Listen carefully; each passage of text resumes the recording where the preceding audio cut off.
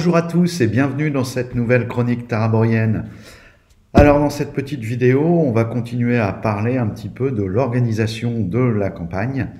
Et je vous avais dit que je vais tenter de mettre au point un petit outil qui va me permettre de gérer la campagne dans son déroulement et dans sa continuité. Alors, j'allais dire l'équation, le souci qu'on a lorsqu'on mène une campagne, c'est qu'en fait, pour le maître de jeu, il y a deux échelles de temps qui sont importantes, l'échelle intradiégétique et l'échelle extradiégétique. Donc en fait, pour faire simple, il y a l'échelle qui va correspondre au temps en termes de jeu dans la fiction, les jours qui passent dans le décor au cours des aventures que vivent les personnages. Et puis, il y a le temps qui correspond aux joueurs et aux maîtres de jeu, les séances de jeu, etc., etc. Donc, c'est pas toujours facile, sachant que le temps extradiégétique, donc celui qui se rapporte aux joueurs et aux maîtres de jeu, lui, il est très important pour que le maître de jeu puisse s'organiser. On va raisonner en séances, on va raisonner en chapitres éventuellement, voilà. Ou même si on prend des références calendaires, on utilisera bien sûr le calendrier de notre vie de tous les jours. Alors alors que ça, pour s'organiser, c'est primordial. Alors qu'en termes de jeu, bon, bien là, c'est différent. Et donc, vous voyez qu'il y a cette espèce de double axe, en fait, et il faut veiller, bien sûr, à ce qu'il y ait de la cohérence. Alors, la cohérence, elle, justement, elle va plutôt être déterminée par la seconde échelle de temps, celle qui concerne la fiction. Parce qu'il ne va pas falloir faire passer un événement ou une révélation avant une autre. Alors, par rapport à ça, moi je me suis construit donc dans mes scénarios, plutôt dans mon fil de campagne d'ailleurs, des calendriers qui correspondent tout simplement aux jours tels que aux jours de la fiction, hein, donc qui vont correspondre à tout ce qui est intradiégétique. Et là-dessus, je commence à placer des événements, des révélations. Voilà, ça me permet de veiller à la cohérence. Tiens, à tel moment de la campagne, au 3e mois de campagne par exemple, dans l'univers de jeu, eh bien, les personnages devront avoir eu connaissance de telle révélation bien sûr, tel et tel événement seront passés. Et les personnages, éventuellement, auront pu voir les conséquences de ces événements. Alors ça, c'est mes calendriers, donc. Et puis, donc, pour tout ce qui est organisation, je vous avais dit que j'allais m'inspirer du Bugeaud. Donc, je me suis fait un petit Bugeaud, en fait. Donc vous voyez que là, par exemple, j'ai une première double page avec une vision donc sur mes trois épisodes. Voilà, donc pour l'instant, bien sûr, j'ai pas placé trop de choses pour éviter également les spoils. Ensuite, une fois que ça me permet d'avoir une vision en fait sur le long terme. Qu'est-ce qui a été fait, quels sont les événements qui ont eu lieu, quelles sont les révélations dont disposent les personnages, etc. Et puis après, j'ai épisode par épisode. Voilà, donc là c'est L'Or du Pirate, le premier épisode, avec une page où je pourrais noter ce qui a lieu et une page que j'ai appelée ajout. C'est-à-dire que quand je vais jouer ma campagne, si j'ai de nouvelles idées, de nouvelles choses que je veux faire intervenir, dans un premier temps, je vais les signaler ici sur cette page. Et puis après, vous avez séance par séance. Donc bien sûr, pour l'instant, je n'ai pas joué la séance 1. Alors cette page séance, il faut savoir qu'il y aura deux types d'informations.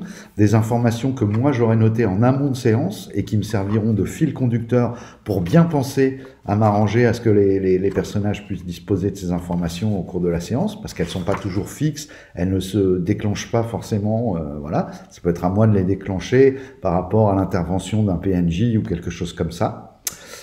Et puis des informations que je vais rajouter dans la séance. Voilà, parce que peut-être que je vais choisir, tiens, de basculer telle révélation, etc. à ce moment-là. Donc là, comme ça, j'ai une trace et ça me permet après éventuellement de corriger mes calendriers dans ma partie scénario.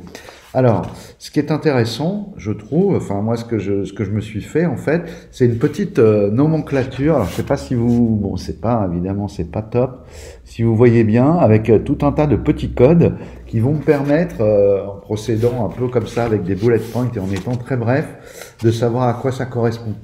Alors je me suis mis les événements. avec deux types. Le bullet point vide, c'est un événement. Le bullet point plein en noir, c'est un événement, mais il est révélé. C'est-à-dire que les joueurs ont pu mesurer les conséquences de cet événement. Bullet point rouge, événement futur, c'est-à-dire que je peux avoir l'idée d'un événement futur, donc dans ces cas-là je le noterai. Bullet point rouge mais plein, événement futur mais plus précisément dans le chapitre suivant. Ensuite, petit triangle vide, un PNJ. Ça me permet également de savoir quels PNJ sont apparus. Alors lorsqu'il n'est pas plein, c'est tout simplement que je peux avoir une idée de PNJ, ou tout simplement que je fais apparaître un PNJ au cours de la séance, mais qui n'est pas plus préparé que ça. Et puis après, selon les interactions qui vont lier les personnages avec ce PNJ au cours de la séance, je vais peut-être être obligé d'avoir à le préparer.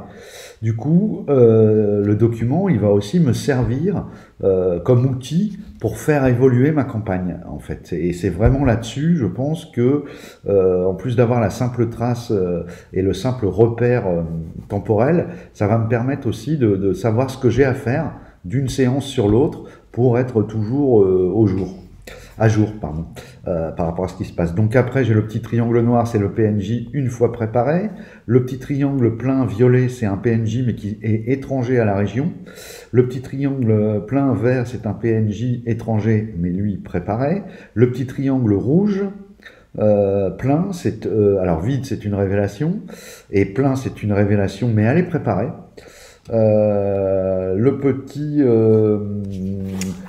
sorte de petit V là, le petit signe flèche sur le côté en noir, c'est un indice par rapport à un événement à venir. Donc ça me permet aussi de mettre des indices, et puis je sais exactement par rapport à tel événement qui pourrait être important, dont il pourrait être important que les personnages le sachent. En fait, je sais s'ils ont eu des indices avant pour avoir pu anticiper cet événement ou pas. Et j'en tiens compte bien sûr après dans mon déroulé.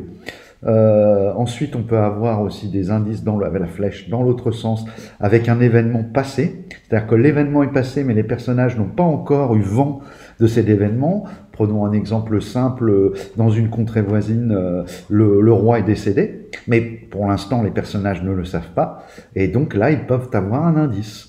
Par exemple, le haut prêtre de la ville dans laquelle ils sont, qui est convoqué pour préparer la cérémonie d'oraison concernant le roi. Ensuite, petite flèche rouge, c'est un indice sur un secret, puisque c'est une campagne à secret.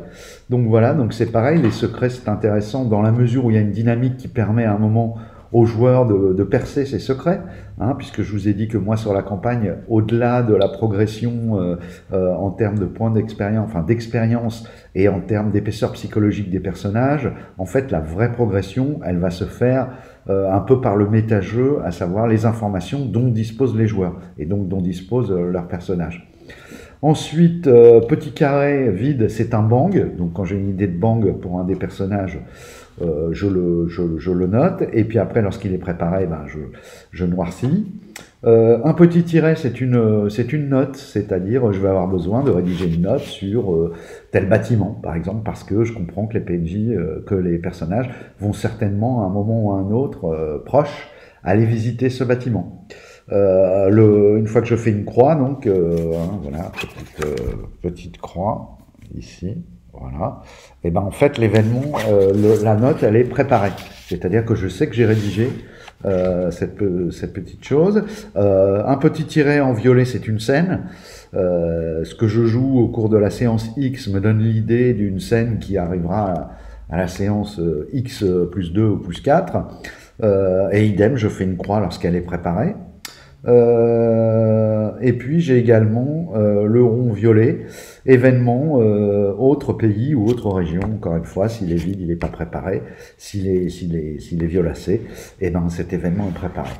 Donc voilà, donc c'est des petits outils simples qui vont permettre au maître de jeu de savoir tout le temps où il en est et de pouvoir suivre surtout la progression par rapport à la connaissance des événements et les révélations et la connaissance des secrets, où en sont également les joueurs à l'instant T.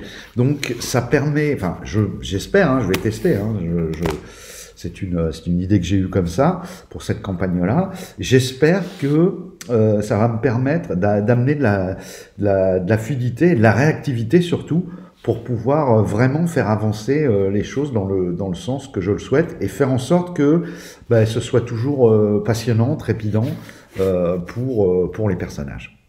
Voilà, j'espère que cette vidéo vous a plu et je vous remercie de m'avoir suivi et je vous dis à bientôt pour une prochaine vidéo. Au revoir.